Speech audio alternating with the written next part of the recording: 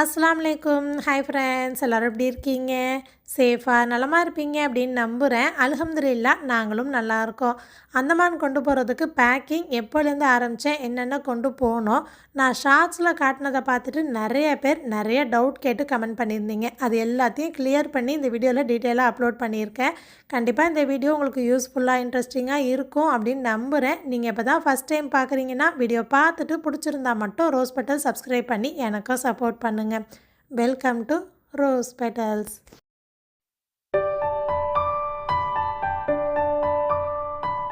எப்போதுமே வெக்கேஷனுக்கு வரும்போது ஒரு லிஸ்ட்டு வச்சுருப்போம், என்னென்ன செஞ்சு கொண்டு போகணும் அப்படின்னு. அதில் பெரிய ப்ராசஸாக இருக்கும் பாருங்கள், அதை ஃபஸ்ட்டு ஆரம்பித்து விட்டுறது. இந்த சத்து மாவு அப்படின்னா அதை வாங்கி கழுவி காய வச்சு அரைச்சி ரெடி பண்ணணும். முன்னாடிலாம் தாம்பளமாக தனித்தனியாக ஒன்று ஒன்றா கழுவி காய வச்சுட்டு இருந்தேன். இப்போ இதில் வந்து சிறுதானிய அரிசி வகை எல்லாமே மொத்தமாக ஒரு 6 வகை. புதுசாக வந்து காட்டு யானையும் சம்பா இல்லை மாப்பிள்ளை சம்பா அரிசியும் சேர்த்துருக்கேன். மற்றபடி மீதி எல்லாமே திணை, வரகு, சாமை, குதிரைவாலி அந்த மாதிரி அரிசி இருக்குது. இன்னொரு பக்கம் பருப்பு வகை, அப்புறம் கடலை வகை, இது வந்து ராகி, கம்பு, இது ரெண்டையும் ஒன்றா கொட்டி இந்த மாதிரி சேர்த்து காய வைக்கும் போது ஈஸியாக இருக்குது, வறுக்கவும் ஈஸியாக இருக்குது. இது எல்லாம் 1-2 நாள் வேலை தான். நம்ம வீட்டில் செய்கிற மாதிரி சுத்தமாக இந்த அளவுக்கு கடையில் விற்பாங்களா அப்படின்னு நம்மளால் சொல்ல முடியாது. அதனால் அலுப்பு பார்க்காம வீட்டிலேயே ரெடி பண்ணிடுறது. நான் கழுவி போட்டு ஒரே நாள் தான் நல்லா காஞ்சிருச்சு. அதுக்கப்புறம் கொல்லை பக்கமே நல்லா ஃப்ரெஷ்ஷாக அவ்வளோ கருவேப்பிலை நல்லா பச்சை பசேல்னு இந்த மாதிரி கிடைக்கும். அந்த மாதிரிலாம் கருவேப்பிலை கிடைக்கும், ஆனால் வெளியில் தான் வாங்கிட்டு வருவாங்க. கொஞ்ச நாள் ஆச்சு அப்படின்னா அது கருத்து போன மாதிரி மட்டையாக இருக்கிற மாதிரி அந்த மாதிரி இருக்கும். அதுவும் நம்ம நினச்ச நேரத்துக்கெலாம் இருக்காது, வெளியில் வாங்கிட்டு வந்தால் மட்டும்தான். ஃப்ரெஷ்ஷாகவும் இருக்காது. கருவேப்பிலையை உருவி கழுவணும் அப்படின்னா அதில் தண்ணி கோத்துக்கிட்டு நமக்கு காயறதுக்கு கஷ்டமாக கொஞ்சம் டைம் எடுக்கும். இந்த மாதிரி காம்போடு இருக்குது பாருங்கள், இதே மாதிரியே நம்ம போட்டு காய வைக்கலாம். இப்போது கை பார்க்கும் போதே அந்த இலையோட மேல் பக்கம் அடிப்பக்கத்துலலாம் ஒரு வெள்ளையாக ஒட்டி இருக்கிற மாதிரி இருக்கும். அதெல்லாம் இல்லாமல் இருக்கா, பூச்சி இல்லாமல் இருக்கான்னு பார்த்து தான் ஒன்று ஒன்றா எடுத்தேன். இப்போ இந்த காம்போடையே நம்ம எல்லாத்தையும் கழுவிடலாம். கழுவிட்டு ஒரு துணி போட்டு விரித்தோம் அப்படின்னா அந்த ஈரமெல்லாம் உலர்ந்த மாதிரி போயிடும். உங்களுக்கு கருவேப்பிலை ஈஸியாக கிடைக்கும், அதுவும் ஃப்ரெஷ்ஷாக இருக்கும் அப்படின்னா நீங்கள் அப்படியே யூஸ் பண்ணிக்கலாம். அப்படி இல்லைனா சில நேரம் ரெசிபிக்கெலாம் போட கஷ்டமாக இருக்குது, எல்லாத்துலேயும் நம்ம சேர்த்து கொடுக்க முடியல அப்படின்னா இந்த மாதிரி பவுடர் பண்ணிக்கலாம். தோசைக்கு மேலே இட்லி பொடியோடு சேர்த்து, இல்லைனா தொக்கு மாதிரி ரெடி பண்ணுறோம், இல்லை சிக்கன் ஃப்ரை பண்ணுறோம் அப்படின்னா கூட இந்த கருவேப்பிலை பொடியை நம்ம மிக்ஸ் பண்ணிக்கலாம். நான் என்னென்னத்துக்கு யூஸ் பண்ணுறேன் அப்படிங்கிறத கண்டிப்பாக ஷேர் பண்ணுறேன். அப்புறம் நான் ஷார்ட்ஸில் காமிச்சதை பார்த்துட்டு நிறைய பேர் வந்து நாங்களும் கழுவி காய வைப்போம் அப்படின்னு கமெண்ட் பண்ணியிருந்தீங்க. சில பேர் மட்டும் இந்த மாதிரி மிளகா மல்லிலாம் கழுவணும் அப்படின்னா அதில் உள்ள சத்துலாம் போயிடும் அப்படின்னு சொன்னீங்க. நீங்கள் ஒரே ஒரு தடவை கழுவி மட்டும் பாருங்கள், அந்த தண்ணியோட அடிப்பகுதியில் எவ்வளோ மண் இருக்குது, எவ்வளோ தூசி இருக்குது அப்படின்னு உங்களுக்கு தண்ணியை பார்த்தாலே தெரியும். இதெல்லாம் மொத்தமாக வியாபாரம் செய்கிறாங்க இல்லையா? ஸோ எப்படி வந்து காய வைப்பாங்க, எப்படி மெயின்டைன் பண்ணுறாங்கன்னு நமக்கு தெரியாது. சில பேர் கை போடுவாங்க, சில பேர் கால் போடுவாங்க. இந்த மல்லி மிளகாலாம் கழுவுறதுனால என்ன சத்து போயிடும்னு எனக்கு தெரியல. ஆனால் நாங்கள் கழுவி பார்க்கும்போது அவ்வளோ தூசி பட்டு மண் மாதிரி அடியில் அவ்வளோ இருந்துச்சு. அதுலேருந்து கழுவி தான் காய வச்சு அரைக்கிறோம். ஃபஸ்ட்டு சத்து மாவு கூட நான் தான் எல்லாத்தையும் எடுத்துகிட்டு போனேன். ஆனால் நான் கை போட அஸ்பரும் சேர்ந்து போட்டானா, ஸோ மிளகாலாம் வந்து காரமாக இருக்கும்ல, அதனால் வீட்டுக்கு ஒரு அக்கா ஹெல்ப்புக்கு வருவாங்க. அவங்க தான் ஹெல்ப் பண்ணுறேன்னு சொல்லி எல்லாமே செஞ்சு கொடுத்தாங்க எனக்கு. முன்னாடி அம்மா தான் இந்த வேலையும் பார்த்துக்கிட்டாங்க. அவங்களுக்கு இப்போ குனிஞ்சு நிமிந்து அந்த மாதிரி செய்ய முடியல, அதனால தான் நான் போனேன். அப்புறம் இவங்க வந்து எனக்கு ஹெல்ப் பண்ணாங்க. மல்லியும் சேம் அதே மாதிரி தான். நம்ம கழுவும் போதே அடியில் அவ்வளோ தூசி இருக்கும். அதை மட்டும் இந்த மாதிரி ஸ்ட்ரைனர் மாதிரி ஒரு வடி மாதிரி எடுத்தோம் அப்படின்னா ஈஸியாக தண்ணியிலேருந்து எடுக்க வரும். இந்த மாதிரி நல்லா துணி விரித்து காய போட்டுறது. காய வச்சுருக்க துணியை பார்த்தீங்களா, துப்பட்டி, அதெல்லாம் வந்து அம்மா அப்போ யூஸ் பண்ணுவாங்க. நல்லா சூப்பராக துப்பட்டிலாம் போடுவாங்க. இப்போ தான் ஊர் பக்கம்லாம் அதிகமாக துப்பட்டி போடுறதே ஓஞ்சு போச்சு. இந்த மாதிரி காய வைக்கிறதுக்கெலாம் யூஸ் பண்ணிகிட்ருக்காங்க. துப்பட்டி அப்படின்னா அந்த புர்கா மாதிரி மேலே போடுறது. உங்கள் ஊர் பக்கம்லாம் அந்த பழக்கம் இருக்கா, இன்னமும் ஃபாலோ பண்ணுறாங்களா அப்படின்னு சொல்லுங்கள். இந்த கடைசி 10 நாள் மாடிக்கு ஓச்சலே கிடையாது. ஏன்னா ரெடி பண்ணுற எதுவுமே ஒரே நாள் செய்கிறது இல்லை, எல்லாமே காய வச்சு அதுக்கப்புறம் ரெடி பண்ணுறது. ஆனால் நாங்கள் பெங்களூர்லேருந்து வந்து ஒரு 2-3 நாள் வெயிலே இல்லை. என்னடா வெயிலே காணோம், வெயிலை நம்பி அவ்வளோ வேலை வச்சுருக்கோமே அப்படின்னு தான் யோசித்தோம். கடைசியில் அப்புறம் நல்ல வெயில் வந்துச்சு. இந்த மாதிரி அடிக்கிற வெயிலாக இருந்தால் தான் நம்ம காய வைக்கிறதெல்லாம் ஒரே நாளில் காஞ்சு வந்துடும், நமக்கு வேலையும் சீக்கிரம் ஆகிடும். உப்பு கண்டம் போடுறதுக்கும் இந்த வெயிலுக்கு தான் நாங்கள் வெயிட் பண்ணிகிட்டு இருந்தோம். அப்புறம் உப்பு கண்டம் போட்ட ஷார்ட்ஸுமே பார்த்துட்டு நிறைய பேர் அவ்வளோ கமெண்ட்ஸ் பண்ணியிருந்தீங்க. அதில் சில பேர் வந்து நாங்களும் இப்படி தான் போடுவோம்னு சொன்னீங்க, சில பேர் வந்து வேறு மெத்தடில் சொன்னீங்க. ஏன்னா ஒருத்தவங்க ஒரு மாதிரி போடுவாங்கல்ல. அப்புறம் அந்த துண்டுலாம் பெருசாக போட்டிருக்கீங்க போல், இன்னும் கொஞ்சம் சின்னதாக போடலாம்ல அப்படின்னு நிறைய பேர் சொல்லியிருந்தீங்க. இதுவே மீடியம் சைஸாக தான் எங்களுக்கு தெரிஞ்சிச்சு. இதுவே பார்த்தீங்கன்னா ஒரு வாரத்துலேயே நல்லா சருகாக காஞ்சு வந்துருச்சு. மற்றபடி மெத்தடெல்லாம் ஓகே தான். ஆனால் நிறைய பேர் காமனாக கேட்டது என்னென்னா, உப்பு கண்டத்தை ஏன் சுட்டுட்டு அப்புறமா தட்டுறீங்க, நாங்கள் சுட மாட்டோம் அப்படின்னு சொன்னீங்க.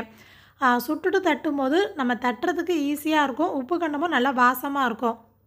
நீங்கள் வேணும்னா ஒரு தடவை அந்த மாதிரி சூடு பண்ணி தட்டி பாருங்களேன். உங்களுக்கு தட்டுறதுக்கு கஷ்டமே தெரியாது. கருவேப்பிலை ஒரே ஒரு நாள் தான் நல்லா முறுமுறுன்னு காஞ்சு வந்துருச்சு. இதை அப்படியே மிக்சர் ஜாரில் போட்டு அரைக்கலாம். ஆனால் வறுத்தோம் அப்படின்னா இன்னும் வாசமாக மணமாக இருக்கும். அந்த காம்போடு போட்டிருந்தோம் இல்லையா, இப்போ காஞ்சதுக்கு அப்புறம் எடுக்கிறதுக்கும் ஈஸியாக இருக்கும். அர்ஷான் வந்து தெரியாமல் கையை வச்சு ஆரம்பித்து விட்டுட்டான். இடையிலேயே கலண்டுக்க பார்த்தான். நான் தான் உட்காந்து இன்னும் கொஞ்சம் உருவி கொடுமா அப்படின்னு சொல்லி கேட்டுகிட்டே இருந்தேன்னா உருவி கொடுத்தான். நல்லா இந்த அளவுக்கு காஞ்சு வந்திருக்கு. அடுப்பில் நிறைய வேலை இருக்குது. எல்லாத்துக்குமே கேஸை பற்ற வச்சா எவ்வளோ ஆகும். நாங்கள் கொல்லை பக்கம் போயிட்டோம். கொல்லை பக்கத்தில் இந்த விறகடுப்பு எனக்கு ரொம்ப ரொம்ப பிடிக்கும். நல்லா யூஸ் பண்ணுவேன். எனக்கு வந்து அதில் உட்காந்து சமைக்கிறது, சோறானம் காய்ச்சறது, ஆனம்லாம் காய்ச்சி அந்த அடுப்பில் அந்த அது என்னது நெருப்புலேயே போட்டுருவாங்கல்ல, அதெல்லாம் அந்த வத்தி போய் நல்லா வாசமாக சூப்பராக இருக்கும். அன்றைக்கி வந்து வேலையாக சத்து மாவுக்கு வறுக்க ஆரம்பிச்சிட்டோம். சத்து மாவுக்கு வறுக்கும் போது நல்லா அந்த சூடு ஏறி வாசனை வரணும். ஆனால் கருகவே கூடாது. கருகிருச்சு அப்படின்னா மொத்தமாக அந்த கருகின வாசனை அடிக்கும். அது மட்டும் கவனமாக பார்த்து செய்யணும். இதில் முக்கியமாக அந்த நட்ஸு வகை, அதுவும் பொட்டுக்கடலை நட்ஸ் எல்லாம் இருக்குது பாருங்கள், அது தான் சீக்கிரமே கருகிடும். அதை வந்து சட்டி நல்லா சூடு பண்ணிவிட்டு 1 நிமிஷம் போட்டு அடுப்பில் வச்சு வறுத்துட்டு அதுக்கப்புறம் கீழே இறக்கிடுவோம். இப்போ இது வந்து பொட்டுக்கடலை. இந்த மாதிரி கீழே இறக்கிட்டு அந்த சூடுலேயே போட்டோம்னா போதும். அதே மாதிரி தான் ஓமமும். அடுப்புலேயே வச்சு ஓமம்லாம் போட்டால் கருகிடும். இந்த மாதிரி சட்டி சூடே போதும். நட்ஸு மட்டும் கொஞ்சம் பார்த்து வறுத்துக்கோங்க. நான் ஏற்கனவே சத்து மாவு ரெசிபி போட்டிருக்கேன். ஆல்ரெடி ஷார்ட்ஸில் சொன்ன மாதிரி ஏற்கனவே போட்டதை நான் அப்லோட் பண்ணுறேன். நிறைய பேர் கேட்டிருக்கீங்க. இந்த முறை எக்ஸ்ட்ராவாக காட்டு யானை அரிசியும் மாப்பிள்ளை சம்பா அரிசியும் மட்டும்தான் சேர்த்துருக்கோம். இதில் இது தான் சேர்க்கணும் அப்படின்லாம் கிடையாது. உங்களுக்கு விருப்பம்னா வேறு பொருள் கூட நீங்கள் சேர்த்து அரைக்கலாம். நான் அஸ்பருக்கு டேஸ்ட்டு மாறிடக்கூடாதுங்கிறதுக்காக அதே மெத்தடில் அதே பொருள் போட்டு அரைச்சிருக்கேன். ஏன்னா வேறு டேஸ்ட்டில் கொடுத்தா பிள்ளைக்கு பிடிக்குமா குடிப்பானா என்னங்கிறது தெரியல. அதனால் அப்படியே மெயின்டைன் பண்ணியிருக்கேன். இந்த டான்ஸை பார்த்தீங்களா, கண் எரியுதுடா போடான்னு சொன்னாக்க, இல்லை நான் கண்ணாடி போட்டாவது நிற்கிறேன் அப்படின்னு நிற்கிறான். அந்த விறகடுப்பு பற்ற வச்சு வேலை பார்க்குறதுலாம் அந்த பிள்ளைங்களுக்கு வேடிக்கையாக இருக்குது. என்னத்தான் நான் பார்த்து பார்த்து இட்லி பொடி அரைச்சாலும் பிள்ளைங்களுக்கு எங்கள் புவா செய்கிறது தான் பிடிக்கும். ஆசிர்லாம் வந்து ஒரு சில ரெசிபி நீ செய்கிற மாதிரி இல்லை புவா அப்படின்னு அடிக்கடி சொல்லிகிட்டே இருப்பான். இட்லி பொடி, கறிவிடுக சட்னி, அப்புறம் சேமியா கேசரி, அதெல்லாம் புவா செய்கிறது தான் அவனுக்கு பிடிக்கும். இட்லி பொடி எல்லாரும் அரைக்கிற அதே மெஷர்மெண்ட், அதே பொருள் தான். ஆனால் கருப்பு உளுந்து தான் சேர்ப்பாங்க. அந்த தோலோடு சேர்த்து அரைக்கிறது தான் நல்லது.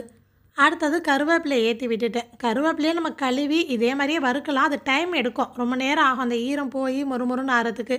ஒரு தடவை காய வச்சுட்டு வறுத்தோம் அப்படின்னா சீக்கிரமே மொறுமொறுப்பாயிடும், வாசமும் நல்லாயிருக்கும். இந்த விறகடுப்பை வந்து இந்த விறகெல்லாம் வெளியில் எடுத்து விட்டால் சிம்மில் இருக்கிற மாதிரி அதை உள்ளே வச்சு மூட்டி விட்டோம் அப்படின்னா வேகமாக எரியிற மாதிரி அந்த டெக்னிக்லாம் எனக்கு தெரியும். விறகடுப்பில் சமைக்கிறதே ஒரு எமோஷன், எனக்கு ரொம்ப பிடிக்கும். கருவேப்பிலையும் வறுத்து எடுத்தாச்சு. அதுக்கப்புறம் சத்து மாவுக்கு போட்டேன் இல்லையா, அது வந்து டேஸ்ட் மாறக்கூடாதுன்னு நான் ஒரே பொருள் தான் போட்டேன். அந்த பேக்கெட்டை பிரித்து பேலன்ஸ் கொஞ்சம் ஐட்டம்ஸ்லாம் இருந்துச்சு. அது எல்லாத்தையும் பூவா கழுவி வச்சுருக்காங்க. அதையுமே காய வச்சு, அதை காய கூட அவங்க வைக்கல, கழுவிட்டு அந்த தண்ணியெல்லாம் வடிய விட்டுட்டு அப்படியே வறுக்க ஆரம்பிச்சிட்டாங்க. அது என்னென்ன பொருள் இவ்வளோ அளவுலாம் கிடையாது, மிச்சம் இருந்ததை போட்டு அரைச்சி வச்சுக்கிறாங்க. அது எதுக்குன்னா தோசை மாவு சப்பாத்தி மாவில் அந்த மல்டிகிரெயின் மிக்ஸ் மாதிரி போட்டு மிக்ஸ் பண்ணி செய்வாங்களாம். நம்ம செய்கிறது தான் ரெசிபி, எல்லாம் சத்து தான் அப்படின்னு சொல்லிட்டு அவங்களா வறுத்து வச்சுருக்காங்க. காய வச்ச மிளகா இருக்குது இல்லையா, அதை வாளியில் போட்டுட்டு ஒரு படி மாதிரி எங்கள் பாப்பு வச்சு மூக்கில் வந்து டவல் கட்டிடுவாங்க நெடி ஏறாமல் இருக்கும்னு. அந்த படி மாதிரி வச்சு நல்லா குத்துவாங்க. அந்த மிளகாலாம் உடஞ்சிரும், அப்போ தான் நல்லா அரையும்னு. நான் ஊருக்கு வர்றதுக்கு முன்னாடியே மஞ்சள் சீசன் வந்துருந்துச்சு. அப்போ வந்து முழு மஞ்சள் வாங்கி அதை அவிச்சு காய வச்சு பவுடர் பண்ணிட்டாங்க. மஞ்சள் தூள்லாம் வீட்டில் தான் ரெடி பண்ணுறது. நான் இது வரைக்கும் அதை ஷேர் பண்ணதே கிடையாது. நெக்ஸ்ட் டைம் முடிஞ்சால் நான் ஷேர் பண்ணுறேன். அஸ்பரு தானும் வரேன்னு ஏறிக்கிட்டு போகுது. தனியாக சும்மா எங்கேயாவது போனால் ஒன்றும் கேட்க மாட்டேன். இந்த மாதிரி வேலையோடு போனால் பார்த்துக்கிட்டுறீங்களா பாப்பு பத்திரம் அப்படின்னு சொன்னால் உங்களை விட நான் நல்லாவே பார்த்துப்பேன் அப்படின்னு சொல்லுவாங்க. ஹர்ஷானும் சேர்ந்து போகிறானா, ஸோ சேர்ந்து நின்றுவானுங்க. இந்த பக்கம் சத்து மாவுமே அரைச்சி வந்துருச்சு. சத்து மாவு மல்லி மிளகான்னு சொல்லிட்டு என்ன தான் மிஷினில் அரைச்சி வந்தாலும் உடனே பேக் பண்ணிடாதீங்க. இது நிறைய பேருக்கு மோஸ்ட்லி தெரிஞ்சிருக்கும், இருந்தாலும் இந்த இடத்துல நான் சொல்கிறேன். முன்னாடிலாம் வந்து நியூஸ் பேப்பர் மாதிரி பேப்பர் போட்டு அதில் தடவி காய வச்சு அப்புறம் எடுத்து வைப்பாங்க. ஏன்னா அந்த மிஷின் சூடு இருக்கும், அந்த சூடோடு மூடி வச்சோம் நம்ம பேக் பண்ணோம் அப்படின்னா சீக்கிரமே கெட்டு போயிடும், வண்டு வந்துடும். நாங்கள் அரைச்சிட்டு வந்து ஒரு நாள் பூரா அப்படியே ஓப்பன் பண்ணி வச்சுட்டோம். நல்லா ஓப்பன் பண்ணி வச்சுட்டு அந்த சூடெல்லாம் அடங்கினதுக்கு அப்புறமா தான் பேக் பண்ண ஆரம்பித்தோம். லாஸ்ட் டைம் பேக்கிங் வரைக்குமே ஸ்டாப்லர் பின்னு டேப்பு ரப்பர் பேண்டுன்னு சொல்லிட்டு இப்படி தான் போட்டுட்ருந்தோம். இந்த முறை பாப்பு மிஷினே வாங்கி வச்சுட்டாங்க. இந்த சீலிங் மிஷின் வந்து திருச்சியில் வாங்கியிருக்காங்க. 900 இல்லை 800 கிட்ட சொன்னாங்கன்னு நினைக்கிறேன், எனக்கு சரியாக ஞாபகம் இல்லை. இது வந்து 8 இன்ச்சு சைஸு. நமக்கு இந்த அலுமினியம் பை வரும் இல்லையா, அதில் போடுறதுக்கு கரெக்டாக இருக்குது. எல்லாமே வந்து 2 சீல் பண்ணியிருக்காங்க பாருங்கள், எதுவுமே டேமேஜ் ஆகி வெளியில் வரக்கூடாதுன்னு. காஷ்மீர் மிளகாவும் வீட்லேயே வாங்கி தூள் பண்ணிடுவாங்க, அது கலருக்காக போடுறது. சத்து மாவுமே பார்த்தீங்கன்னா, நம்ம கடையில வாங்குறத விட வீட்ல ரெடி பண்ணுறது நல்லா பல்கா, பரக்கத்தா நெறையா இருக்கிற மாரி ஃபீல் ஆகும். நான் எடுத்துக்கிட்டு மீதி வந்து அம்மாவுக்கு கொஞ்சம், அண்ணன் அண்ணன் ஃபேமிலிக்கு கொஞ்சம் குடுப்போம். ஆனா, அவங்கலாம் கம்மியா தான் எடுத்துப்பாங்க. நாங்க கூட இங்க வாங்கி அரைச்சுப்போம். "நீ பிள்ளைக்கு எடுத்துட்டு போ" அப்படின்ருவாங்க. அப்புறம் உப்பு காண்டம் பார்த்தீங்கன்னா, அந்த காய வைக்கிறோம் பார்த்தீங்களா, அந்த பெரிய பெரிய துண்டாவே வறுத்தோம் அப்டின்னா, அந்த அளவுக்கு டேஸ்ட்டா இருக்காது. அத நீங்க தட்டி வறுத்தா தான் நல்லா மொறுமொறுப்பா, நல்லா வாசமா சூப்பரா இருக்கும். நாங்க வந்து அப்பப்ப தேவைக்கு அப்டின்னா தட்ட மாட்டோம். அது அலுப்பா இருக்கும். இத தட்டி வேற செய்யணுமா அப்டின்னு, மொத்தமா போடும்போதே தட்டி இந்த மாரி பாக்கெட் போட்டு வச்சுருவோம். வறுக்க ஈஸியா இருக்கும்.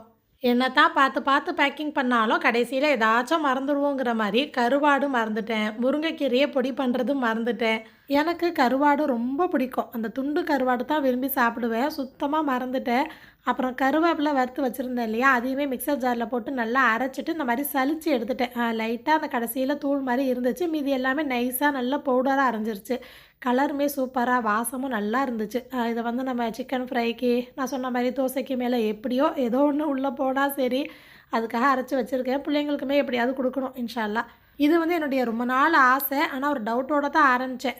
நான் பார்த்துருக்கேன் நெறையா வந்து கேரட், பீட்ரூட் அப்புறம் ஆப்பிள்லாம் காய வச்சு அரைச்சு ஏபிசி மால்ட்டுன்னு பண்றாங்க. நான் ஆப்பிள் சேர்க்கல. ஏன்னா ஆப்பிள்லாம் நம்ம ஃப்ரெஷ்ஷா அப்பப்போ சாப்பிட்டுக்கலாம். கேரட், பீட்ரூட் வேணா ட்ரை பண்ணி பார்க்கலாமே அப்படின்னு சொல்லிட்டு கொஞ்சம் துருவி போட்டோம் பாருங்க. அது சீக்கிரமே காஞ்சிருச்சு. இடையில ஒரே ஒரு தடவ போயிட்டு எல்லாத்தையும் இந்த மாரி எடுத்து விட்டுட்டேன். இல்ல அப்படின்னா அந்த தாம்பூலத்தில, அந்த பாத்திரத்தில அப்படியே ஒட்டிக்கும். Carrot 2 kilo, beetroot 2 kilo. எது கூடயாவது சேர்த்து பிள்ளைங்களுக்கு நமக்கு எடுத்துக்கலாம் அப்படின்னு செஞ்சுருக்கேன். ஃபர்ஸ்ட் டைமா நான் ட்ரை பண்ணியிருக்கேன். அப்படி இல்லன்னா கலர் பவுடர் மாரி யூஸ் பண்ணிக்கலாம் அப்படின்னு ஒரு ஐடியா இருக்கு. இன்ஷா அல்லாஹ் நான் செய்யும்போது என்னென்ன பண்ணுறேன்னு காட்டுறேன். இந்த கேரட், பீட்ரூட் மாரியே நெல்லிக்காவ வந்து துருவி அத காய வச்சு பவுடர் பண்ணணுங்கிறது எனக்கு ஒரு ஆசை. ஆனா இத சீவுனதே சுத்தமா முடியல. அவ்ளோ கைவலி. இடையிலேயே வந்து பாப்பு வாங்கி பாதி செஞ்சாங்க. அப்புறம் வீட்டுக்கு ஒரு அக்கா ஹெல்ப்புக்கு வருவாங்களா, அவங்க கொஞ்சம் துருவி குடுத்தாங்க. அதனால நெல்லிக்காய் ஆசைய அப்படியே விட்டுட்டேன். ஏன்னா, அந்தமான்ல நெல்லிக்காய்லாம் ரேட்டு ஜாஸ்தி. ஊர விட 4 மடங்கு அதிகம். இப்ப நீங்க பார்க்குறது எல்லாமே நாங்க ஊருக்கு கிளம்புற அன்னைக்கு. பேக்கிங் பார்த்தீங்கன்னா, வீடு ஃபுல்லா அங்கங்க ஜாமான்னு சொல்லிட்டு இப்படியே பரப்பியே இருந்துச்சு. புவாவும் வந்து ஒண்ணு ஒண்ணா எங்கேருந்து தான் எடுத்துட்டு வருவாங்களோ தெரியாது. இத எடுத்துட்டு போ, அத எடுத்துட்டு போன்னு சொல்லிட்டு நமக்கு வைக்கிற பொருள் 2ன்னா, அவங்க கொண்டு வரது 4ஆ இருக்கும். நான் அங்க அந்தமான்லேருந்து கொண்டு வந்தேன் இல்லையா? அந்த ட்ரெஸ்ஸுங்க, இங்க வாங்குனது, அந்த பேக்கிங்லாம் நான் பார்த்துக்கிட்டுருவேன். மத்தபடி வீட்ல ரெடி பண்ணி குடுக்குறாங்க இல்லையா? அது எல்லாமே வீட்ல தான் பார்த்துப்பாங்க.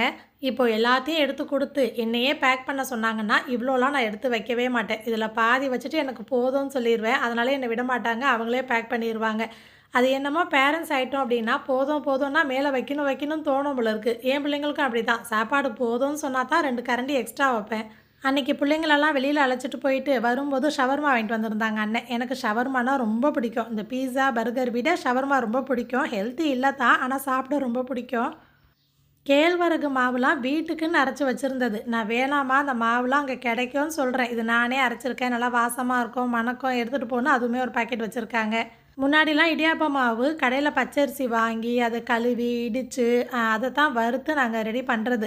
இப்ப வந்து அம்மாவுக்கு கொஞ்சம் முடியலன்னு சொல்லிட்டு நான் வாங்கிட்டே போயிடுறேன். இதுவுமே வந்து இங்க கடையில வாங்குறது. ஆனா வீட்ல செஞ்சு சேல் பண்ணிட்டுருக்காங்க. எங்க ஊர் பக்கம் கிடைக்கும். நெறைய மளிகை கடையில இந்த மாவு இருக்கும். என்னோட வீடியோஸ் பார்த்துட்டு நெறைய பேர் வந்து கால் பண்ணி கேட்டுருக்காங்க போல, வெளியூர்லேருந்துலாம். ஆனா இடியாப்ப மாவ விட டெலிவரி சார்ஜ் அதிகமாகுதுன்னு சொல்லிட்டு வேணான்ட்டாங்களாம். நீங்க ஐயம்பேட்டை, பாபநாசம்குள்ள இருக்கிறீங்க, ராஜகிரி, பண்டாரவடை கடையிலலாம் கேட்டிங்கன்னா கிடைக்கும். நல்லாருக்கும். கொஞ்சம் மாவு போட்டாலே நெறைய காணும். நல்லா வாசமா இருக்கும். தண்ணிய நல்லா கொதிக்க வச்சு குழச்சோம் அப்டின்னா, கொஞ்சம் கூட சொதப்பாது. நல்லா சூப்பரா பஞ்சு மாரி இருக்கும் இடியாப்பம். இடியாப்ப மாவு வந்து 15 பாக்கெட் கேட்டிருந்தேன். 15 பாக்கெட்டு 7 1/2 கிலோ கிட்ட வரும். ஒரு பாக்கெட் ரூ. 45 நெனைக்கிறேன். பெங்களூர் போயிருக்கும்போது இந்த நான் வச்சிருக்கேன் பார்த்தீங்களா, இது ஷாப்பிங் மால்ல லூலூல வாங்கினேன். அதுக்கப்புறம் ஞாபகமே இல்லாம மைசூர்ல போய் அந்த கரண்டி வாங்கிட்டேன். எனக்கு சுத்தமா ஞாபகமே இல்ல. என்னென்ன பொருள பேக் பண்ணணுமோ எல்லாத்தையும் எடுத்துட்டு வந்து வச்சுருவேன். பாப்பு தான் வந்து பார்த்து பேக் பண்ணி குடுப்பாங்க. பத்திரமா பண்ணி குடுப்பாங்க. அதுதான் முக்கியம். எனக்கு இந்த வேலைலாம் சுத்தமா உட்கார மாட்டேன். இந்த பேக்கிங் பண்றது, அப்புறம் சமைக்க சொன்னா நாள் பூரா கிச்சன்ல நின்னு எவ்வளோ வேண்டாலும் நான் சமைச்சு குடுத்துருவேன். ஆனா, அத யாருக்காவது குடுக்கணும் அப்டின்னா பேக் பண்ணணும் இல்லையா? அந்த வேலையும் எனக்கு சுத்தமா வராது. அந்த போடுற வேலைன்னு சொல்லுவாங்க. அதுக்கு வேற என்ன பேருன்னு தெரியல. அந்த வேலைக்கு நான் உட்காரவே மாட்டேன். எனக்கு சுத்தமா செட் ஆகாது. 24 கேரட் ரைஸ்னா அந்தமான்ல என்னன்னு கேட்குறாங்க. அங்கலாம் எங்கேயுமே கிடைக்க மாட்டேங்குது. எப்போதுமே கொஞ்சம் அதிகமா கொண்டு போவேன். இந்த முறை வந்து 10 கிலோ தான் வாங்கியிருக்கேன். வேணும்னா நான் போட்டு விட்றேன்னு பாப்பு சொல்லியிருக்காங்க. இந்த பேக் பண்ணுற அன்னைக்கு அடுப்படியில் கூடத்தில் எந்த பக்கம் திரும்பினாலும் எங்கே பார்த்தாலும் ஜாமான் பை அப்படின்னு தான் வீட்டில் இருக்கோம். இது வந்து நார்த்தங்காய் எனக்கான ஸ்பெஷல். எனக்கு ரொம்ப பிடிக்கும். நார்த்தங்காய் வந்து ஊறுகான்னு சொல்லுவோம். ஆனால் எண்ணெய்லாம் சேர்க்க மாட்டோம். பச்சடி மாரி புளி, வெல்லம்லாம் சேர்த்து மசாலா போட்டு செய்கிறது. எனக்கு கரியானம், பருப்பானத்துக்குலாம் அந்த ஒரு தொட்டுக்கையே போதும். அவ்வளோ சூப்பரா இருக்கும். பித்தத்துக்கு எல்லாத்துக்கும் ரொம்ப நல்லது. டைஜஷனுக்கு நல்லது.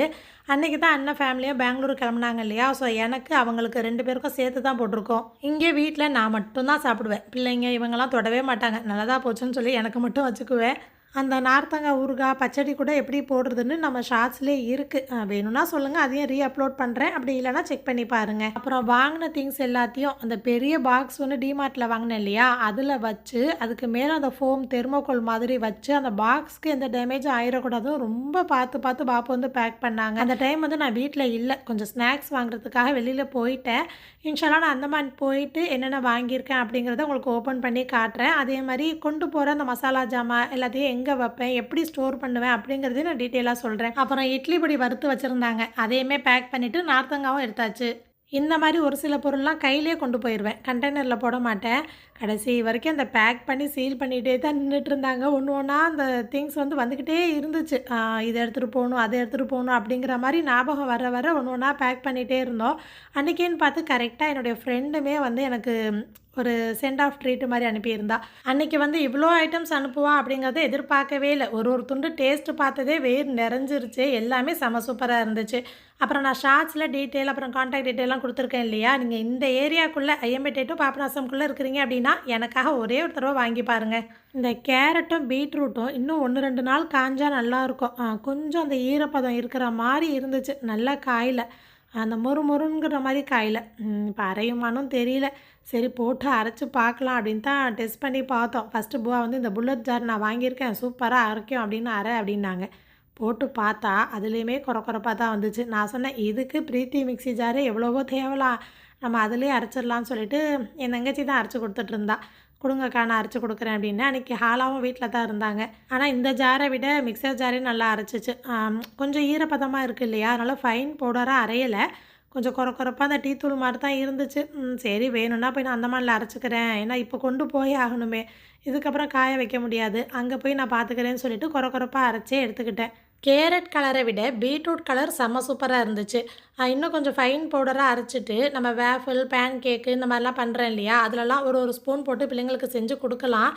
நம்ம 2 கிலோ காய வச்சது எவ்வளோ இருக்குது பாருங்கள், இந்த அளவு தான் வந்திருக்கு. ஏன்னா இவ்வளோ கம்மியாக வந்திருக்குன்னு நான் சொன்னதுக்கு பரவாயில்ல, அரை ஸ்பூன் போட்டாலும் அதோட சத்து இருக்கும்ல அப்படின்னு தான் அம்மா சொல்லிட்டு இருந்தாங்க. இந்த மாதிரி ஐட்டம்ஸ்லாம் வைக்கிறதுக்காகவே தான் இந்த ஜிப்லாக் பேக் வாங்கியிருந்தேன். இப்போ அந்தமான் கொண்டு போய் அப்படியே ஃப்ரிட்ஜில் வச்சுருவேன். இதுக்குன்னு ஒரு பாக்ஸ் தேடணும் அப்படின்னு தேவையில்லை. அங்கே அந்தமானில் கிச்சன்லாம் எந்த லட்சணத்தில் இருக்குதுன்னு தெரியல. போனதுமே வந்து க்ளீனிங் வேலை இருக்கும், கொஞ்சம் ஒர்க்கெலாம் இருக்கும் இல்லையா, அதனால் அப்போவே அரைக்க முடியாதுன்னு சொல்லிவிட்டு இஞ்சி பூண்டு பேஸ்ட்டுமே அரைச்சி கொடுத்தாங்க. இவ்வளோ பேக்கிங்க்கு இடையில இந்த இஞ்சி பூண்டு உரித்து அரைக்கிறது சாதாரண விஷயம் கிடையாது. அதுவுமே போதும், நான் போய் வாங்கி அரைச்சிக்கிறேன்னு சொல்கிறேன், மேலே எடுத்து வைக்கிறாங்க. இதுக்கு தான் என்ன எடுத்து வைக்க விடுறதில்ல. நான் எடுத்து வச்சேன் அப்படின்னா இதில் கால்வாசி தான் எடுத்து வச்சுருப்பேன். அவங்க பாட்டை வச்சுட்டே இருக்காங்க. ஸோ இஞ்சி பூண்டு பேஸ்ட்டுமே ரெடி ஆயிடுச்சு. இது கூட வந்து மட்டன் இல்லைனா காடை மாதிரி வாங்கி கிரேவி மாதிரி வச்சு மிளகு போட்டு அந்த மாதிரி வச்சு கொடுத்தா அங்கே போய் எடுத்துக்கவே இல்லை அப்படிங்கிற ஒரு எண்ணம் இருந்துச்சான். அம்மாடி இதுவே போதும், நான் போய் பார்த்துக்கிறேன் அப்படின்னு சொல்லிட்டேன். இஞ்சி பூண்டு பேஸ்ட்டு, அப்புறம் நார்த்தங்காய் ஊறுகாய், பீட்ரூட், கேரட் பவுடர், உப்பு கண்டம், இது எல்லாத்தையும் நான் கண்டெய்னரில் போட மாட்டேன், கையில் எடுத்துகிட்டு போயிடுவேன். கருவேப்பிலை பொடி பண்ணியாச்சு. ஆனால் ஃப்ரெஷ்ஷாக கொஞ்சம் கொண்டு போகலாமேன்னு சொல்லிவிட்டு அதையுமே கழுவி அந்த ஃபேன் காற்றுலேயே காய வச்சோம். கொஞ்சம் நேரத்துலேயே காஞ்சிருச்சு. அதையுமே உருவி ஜிப்லாக் பேக்கில் போட்டு வச்சாச்சு. இந்த கருவேப்பிலை பொடி கூட பண்ணிட்டேன். இதே மாதிரி நானும் வருஷம் நினச்சிட்டு மறக்கிறது அப்படின்னா முருங்கைக்கீரை பொடி தான். கடைசி நேரத்தில் தான் ஞாபகம் வருது, இந்த வருஷமும் மறந்துட்டேன். ஸோ கருவாடு, முருங்கைக்கீரை பொடி இது 2மே மறந்துட்டேன். நான் நார்த்தங்காய் கொஞ்சம் எடுத்துக்கிட்டேன். இது அண்ணன் ஃபேமிலி பெங்களூர் கிளம்புறாங்க இல்லையா, அவங்களுக்கு கொஞ்சம் தனியாக எடுத்தாச்சு. நாங்கள் இங்கே ஊருக்கு வர்றதுக்கு முன்னாடியிலேருந்தே அந்த பன்னீர் ரோஜா இருக்கும் இல்லையா, வீட்டில் வந்து 1, 2ன்னு பூக்கும். அதை வந்து பறித்து இந்த மாதிரி எதல் எல்லாத்தையும் காய வச்சு அம்மா ஒரு பாட்டிலில் போட்டு ஸ்டோர் பண்ணி வச்சுருந்தாங்க. அதுக்கப்புறம் செம்பருத்தி பூ என் ஃப்ரெண்ட்ஸ்கிட்ட கேட்டிருந்தேன், அவளுக்குமே கொடுத்துருந்தாளுங்க. ஸோ அதையுமே ஒரு ஜிப்லாக் பேக்கில் போட்டிருக்கேன். இதெல்லாம் என்ன பண்ணுவேன், எப்படி எடுத்துக்கலாங்கிறத நான் கண்டிப்பாக அந்தமான் போயிட்டு இன்ஷால்லா ஷேர் பண்ணுறேன். இந்த மாதிரி ஃப்ரெஷ்ஷான கருவேப்பிலை, முருங்கைக்காயோட டேஸ்ட்டு, காய்கறியோட அருமை எல்லாமே அந்தமான் போனதுக்கு அப்புறம் தான் தெரிஞ்சிச்சு. இங்கே நமக்கு ஊரில் கிடைக்கிற மாதிரி அந்தமானில் அந்த அளவுக்கு ஃப்ரெஷ்ஷாக கிடைக்காது. நெக்ஸ்ட் டைம் வந்து காய்கறிலாம் கொண்டு போகணுன்னு ஒரு பிளான் இருக்குது, இன்ஷால்லா பார்க்கலாம். ஸோ ஒரு பக்கம் ஒரு வேலை பேக்கிங் போயிட்டே இருந்துச்சு. இன்னொரு பக்கம் அண்ணன் ஃபேமிலியும் பெங்களூர் கிளம்பிட்டாங்க. ஃபங்க்ஷனுக்காக வந்திருந்தாங்க இல்லையா? அவங்களுமே ஒரு 8, 8:30 மணி இருக்கும் பெங்களூர் கிளம்புனாங்க. தஞ்சாவூரில் பஸ்ஸு. ஸோ பஸ் ஏற்றி விடுறதுக்காக பாப்பு போயிருந்தாங்க. போய் ஏற்றி விட்டுட்டு வந்து மீதி கொஞ்சம் பேக்கிங் இருந்துச்சு. அதையுமே பாப்பு முடிச்சுட்டாங்க. நாங்கள் வந்து ஜாமத்தில் 1 மணி இருக்கோம். அப்போ தான் வீட்டிலேருந்து கிளம்புறோம். அந்தமானுக்கு ஒரு ஆளுக்கு ஒரு லக்கேஜ் 15 கிலோ மட்டும்தான் அலோவ் பண்ணுவாங்க. இப்போ எங்களுக்கு 3 பேர்னா 45 கிலோ தான் அலோடு. இந்த மசாலா ஜாமான் வாங்கின பொருள்லாம் செம்ம வெயிட்டு. இதெல்லாம் கொண்டு போகவே முடியாது. இது எல்லாத்தையும் கண்டெய்னரில் போட்டுருவாங்க. இந்த முறை அந்தமான்லேருந்து வரும்போது ஒரு சூட்கேஸ் ஃபுல்லாக இங்கே ஊரில் வைக்கிற மாதிரி துணி தான் கொண்டு வந்தேன்னா அந்த சூட்கேஸ் ஃபுல்லாக காலியாக இருந்துச்சு. எனக்கு ஒரு ஆசை, எங்கள் ஊரில் உள்ள ஸ்பெஷலான பணியார வகைலாம் அங்கே அந்தமானில் அக்கம் பக்கம் இருக்கிறவங்களுக்கு கொண்டு போய் கொடுக்கணும் அப்படின்னு. அதுக்காகவே ஒரு சூட்கேஸ் காலியாக இருக்கிற மாதிரி நான் கொண்டு வந்திருந்தேன். இப்போ தான் போய் எங்கள் ஊரில் ராஜகிரியில் ராசி பேக்கரின்னு ரொம்ப ஃபேமஸாக இருக்கும். எல்லா பணியார வகையும் கிடைக்கும். அதெல்லாம் நான் ஷார்ட்ஸில் ஒரு நாள் உங்கள்கிட்ட காட்டுறேன். இப்போ தான் வாங்கிட்டு வந்தேன். இன்னும் அதெல்லாம் பேக் பண்ணலை. எங்கள் பாப்பு பேக்கிங் பக்கா நல்லா நீட்டாக பண்ணிடுவாங்க. ஆனால் பாவம் ரொம்ப நேரம் பண்ணுவாங்களா, பார்க்க கஷ்டமாக இருக்கும். ஆனால் எனக்கு இந்த அளவுக்கு நீட்டாக பார்த்து வைக்கலாம் வராது. பாப்பு பண்ணி கொடுத்துருவாங்க. ஸ்நாக்ஸ் வாங்கிட்டு வந்தேன் இல்லையா, அது எல்லாத்தையும் இந்த சூட்கேஸில் வச்சாச்சு. சீனி வடை, கொலா பணியாரம், இஞ்சி கொத்து, இது 3 வாங்கியிருந்தேன். எல்லாருக்கும் நிறையா கொடுக்கணுன்னு தான் ஆசை. ஆனால் வெயிட்டு செட் ஆகாதா, ஒரு 7 கிலோ கிட்ட தான் வாங்கிட்டு வந்திருந்தேன். எனக்கு ரொம்ப நாள் ஆசை, நம்ம ஒரு ஸ்பெஷல் பணியாரம்லாம் கொடுக்கணும் அப்படின்னு. இந்த முறை கொடுத்துட்டேன். இன்ஷால்லா அடுத்த முறை வந்து வெக்கேஷன் வந்தால் வேறு மாதிரி பிளான் பண்ணியிருக்கேன். இங்கே ஊரில் பிள்ளைங்களுக்கு ஸ்கூலுக்கு தேவையான ஐட்டம்ஸ்லாம் கொஞ்சம் வாங்கியிருந்தோம். அதெல்லாம் லக்கேஜ்லேயே வச்சாச்சு. ஏன்னா கண்டெய்னர் வந்து அந்தமான் வரதுக்கு 10 நாள் கிட்ட ஆகிடும். எப்போதுமே இந்த வெயிட்டு டென்ஷன் இல்லாமல் இருந்ததே இல்லை. பார்த்து தான் எங்கள் பாப்பு பேக் பண்ணி வைப்பாங்க. வாங்கின ஊஞ்சல் இருக்குது இல்லையா, அதையுமே கண்டெய்னரில் போட்டுருவாங்க. லக்கேஜ் வந்து ஏர்போர்ட்டில் மாட்டுறோமா இல்லை எப்படி போனோம் எல்லாத்தையுமே அடுத்த லாங் வீடியோவில் டீட்டெயிலாக ஷேர் பண்ணுறேன். நிறைய பேர் ஷார்ட்ஸ் பார்த்துட்டு என்ன சொல்கிறீங்கன்னா, ஏன் புவா பாப்பா விட்டுட்டு போகிறீங்க, நீங்கள் அந்தமான் அழைச்சிட்டு போகலாம்ல, அப்படி இல்லைன்னா அங்கே பெங்களூரில் அண்ணன் ஃபேமிலியோடு இருக்க சொல்லாம்ல அப்படின்னு தான் கேட்குறீங்க. நாங்களாம் மாட்டேன்னு சொல்கிறோம். இப்போ பெங்களூர் போயிருந்தோம் பாருங்கள், 2 நாள் தான். 3ஆவது நாள்லேருந்து பாப்பு எப்போம்மா ஊருக்கு போகிறோன்னு கேட்க ஆரம்பிச்சிட்டாங்க. அங்கே அந்தமானில் அஸ்ஃபர் பிறந்திருக்கும் போது புவா வந்தாங்க இல்லையா, பாப்பு அதுக்கப்புறம் வந்தாங்க. ஸோ 2 பேருக்குமே கொஞ்சம் நாள் தான், அதுக்கப்புறம் செட் ஆக மாட்டேங்குது. அவங்களுக்கு நம்ம சொந்த ஊர், நம்ம வீடு, நம்ம தலகாணி, நம்ம தெரு இப்படின்னே பழகிட்டாங்க. ஸோ இன்ஷால்லா துவா செய்வோம். லெஃப்ட் சைடில் இருக்கிறத கண்டெய்னரில் போட்டுருவாங்க. அது எப்படி என்னங்கிறத நான் அடுத்த வீடியோவில் சொல்கிறேன். ரைட் சைடில் இருக்கிறத நாங்கள் லக்கேஜாக கொண்டு போயிடுவோம். நான் முன்னாடிலாம் அந்தமான் கிளம்பும்போது எமோஷ்னல் ஆனாலும் நார்மலாக தான் கிளம்பி போவேன். ஏன்னா அப்போல்லாம் அம்மா வந்து தைரியமாக இருந்தாங்க. எப்போ பயம் வர ஆரம்பிச்சிச்சோ அப்போவே தைரியம் கம்மியாயிருச்சு. இந்த 1 வருஷங்கிறது கம்மிங்கிற நாள்லாம் போய் தூரமாக ஃபீல் பண்ண ஆரம்பிச்சிட்டாங்க. நானும் நினப்பேன் அங்கேருந்து ஹாப்பியாக சந்தோஷமாக வர்ற மாதிரி இங்கேருந்து சந்தோஷமாக தான் கிளம்பணும் அப்படின்னு. ஆனால் போகிற நேரத்தில் அம்மாவுடைய முகத்தை பார்த்துட்டு அந்த நிற்கிறப்போ நம்மளை மீறி, நம்ம கண்ட்ரோல் மீறி அழுக வந்துடுது. நான் ஷார்ட்ஸில் சொன்னது நிறைய பேர் ஒத்து போகுதுன்னு கமெண்ட் பண்ணியிருந்தீங்க. அது உண்மை தானே. நமக்கு வயசாகுதோங்கிறத விட நம்ம கண்ணு முன்னாடியே நம்மளை பெற்றவங்களுக்கு வயசாகுது, அவங்க ஒன்று ஒன்றா சொல்கிறாங்க பாருங்கள், அப்போல்லாம் கூட இருந்து பார்த்துக்க முடியலையே, ஆறுதலாக எதுவுமே சொல்லவும் முடியலையேங்கும் போது அந்த உணர்வு ரொம்ப மனசில் இறுக்கமாக இருக்கும். அது அடுத்த முறை வெக்கேஷனுக்கு வந்துட்டு போகிற வரைக்கும் அந்த உணர்வு உள்ளுக்குள்ளே இருந்துகிட்டே இருக்கும். இன்ஷா அல்லாஹ் நாங்களும் கண்டிப்பாக துவா செஞ்சுப்போம். உங்கள் எல்லாருக்காகவும் கண்டிப்பாக துவா செய்கிறோம், ப்ரே பண்ணிக்கிறோம். நீங்களும் எங்கள் எல்லாருக்காகவும் கண்டிப்பாக துவா செய்யுங்க, ப்ரே பண்ணிக்கோங்க.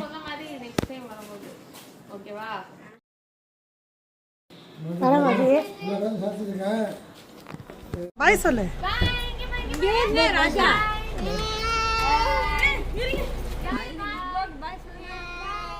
டாடா.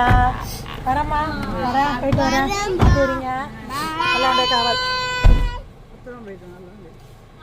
ஏன் அழுதுகிட்டே இருக்கிற? தைரியமாக ஏறி, தைரியமாக ஏறி. இந்த பேர் உனக்கு நடுக்கும். பார்த்து போங்க, படுங்க, உள்ளே போய் படுங்க. ஆமாம், போயிட்டு வரேன். தூங்கு, பார்த்து படுங்க.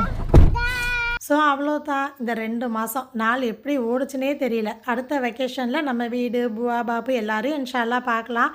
இந்த வீடியோ நான் இதோட முடிக்கிறேன். நீங்கள் என்ன நினைக்கிறீங்கன்னு கண்டிப்பாக எனக்கு கமெண்ட் பண்ணி சொல்லுங்கள். வீடியோ கொஞ்சம் லென்த் ஆயிடுச்சு. ஃபுல்லாக பார்த்தவங்க உங்களுக்கு பிடிச்ச கலரில் நிறையா ஹார்ட் கொடுங்க. நாங்கள் அந்த மாதிரி கிளம்பிட்டோம், போயிட்டு வரோம். இந்த வீடியோ ஃபுல்லாக பார்த்தவங்களுக்கு தேங்க்யூ.